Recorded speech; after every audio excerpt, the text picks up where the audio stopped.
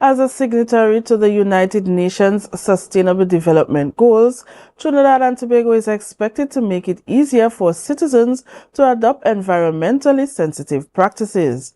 However, this is not happening because certain policies and legislations are not yet in place.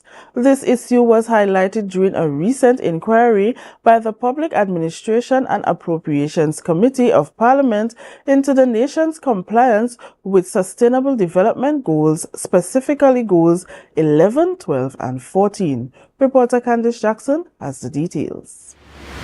Trinidad and Tobago's landfills and roadside trash sites highlight the potential for developing a beverage container waste recycling industry. While there are some efforts at recycling, they fall short of addressing the rapid growth of garbage. According to Sean De Souza, CEO of Swimcall, there is an interest in advancing recycling initiatives, but progress is hindered by the absence of supporting government policies and legislation. Unfortunately, we need to have policy that gives confidence in private and the public sector.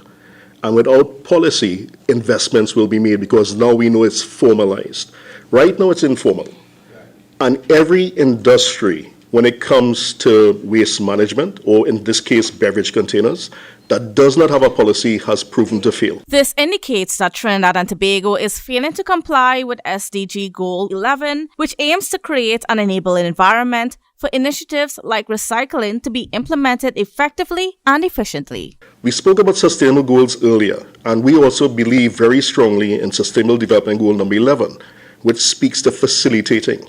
This is not what we do at this point in time. There are opportunities, but we need to have both private sector involved and state. 3 policies are currently under consideration in Parliament that could move Trinidad and Tobago closer to compliance with SDG Goal 11. One will address the recycling industry for beverage containers with mechanisms for oversight and accountability. Meanwhile, Hayden Romano, Managing Director of Environmental Management Agency, EMA, noted progress among government agencies in adhering to the National Environmental Policy. However, Romano pointed out that the National Environmental Policy falls short because it is over 30 years old and it lacks effective enforcement. And they expected people to do the right thing.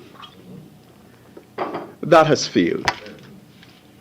And therefore we need to relook the enforcement part of the EM Act, and we are doing that at present. Permanent Secretary in the Ministry of Public Utilities, Nicolette Duke, acknowledged this concern and assured that the government is re-evaluating the National Environmental Policy with a particular focus on strengthening enforcement measures. Kandace Jackson, Tobago Updates, Television News.